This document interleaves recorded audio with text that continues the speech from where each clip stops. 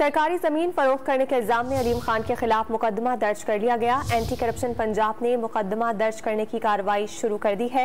बात करेंगे don news के नुमाइंदे अली वकार से। अली बताएगा अलीम खान पर क्या इल्जामात हैं।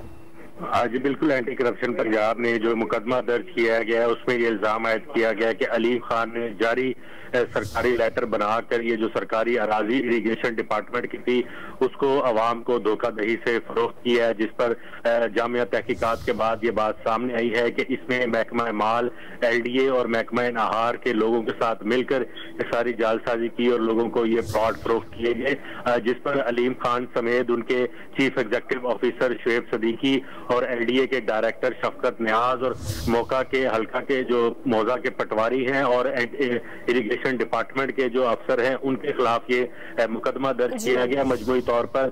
और अब एंटी करप्शन ने मजीद केस को आगे बढ़ाने के लिए और मुलजमान की गिरफ्तारी के लिए कार्रवाइयां शुरू कर दी हैं। जी बहुत शुक्रिया तफसीलात के लिए अली।